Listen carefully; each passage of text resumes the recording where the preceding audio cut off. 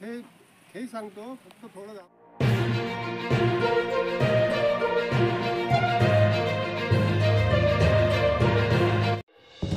वाळू माफियांना मदत करणाऱ्या तहसीलदार अभय घोरपडे यांच्या चौकशी आणि कारवाईसाठी गोकुळसरा येथील नागरिकांचे साखळी उपोषण. धामणगाव रेल्वे तालुका जिल्हा अमरावती येथील तहसीलदार यांच्याकडे अवैध वाळू उपसा आणि वाळू चोरीबद्दल वारंवार तक्रारी करून देखील त्यांच्यावर कुठलीच कारवाई होत नसल्याने तालुक्यातील गोकुळसरा येथील नागरिक दिनांक 3 मार्च 2025 पासून साखळी उपोषणावर बसले आहेत. ग्रामपंचायत सदस्य रामदास महादेव झुंझुनकर यांच्या मते गोकुळसरा घाटातून मागील 3 ते 4 महिन्यांपासून वाळूचे उत्खनन सुरू आहे. त्यांच्यासह गावकऱ्यांनी तहसीलदार अभय घोरपडे यांच्याकडे वारंवार तक्रारी केल्या आहेत, पण तहसीलदार घोरपडे यांचे वाळू माफिया सोबत हितसंबंध असल्याने ते तक्रारी नंतर थातूर मातूर कार्यवाही करतात. प्रमुख मागण्या सर्व नंबर 9/1, 9/2, 10 आणि 11 चे मोजमाप करून भ्रष्टाचारी तहसीलदार अभय घोरपडे यांच्या कार्यकाळात झालेल्या वाळू चोरीची चौकशी करून त्यांच्यावर कार्यवाही करावी यासाठी उपविभागीय महसूल अधिकारी चांदूर रेल्वे यांना निवेदन देण्यात आले आहे. मी रामदास महादेवराव झुंझुरकर, राहणार गोकुळसरा.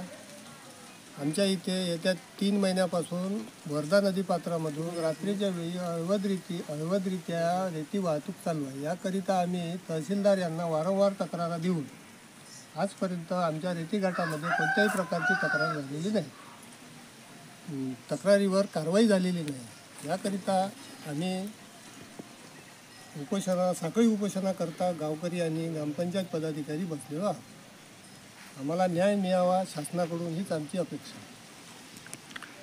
हा प्रकार मागच्या 3 महिन्यापासून सुरू आहे, तर तुम्ही 3 महिन्यानंतरच हे पाऊल का उचललं उपोषणाचं? याच्यानंतर आम्ही 3-4दा तक्रार केल्यानंतरही आमच्या इथं सतत वाळू वाहतूक प्रमाण वाढत चाललेलं,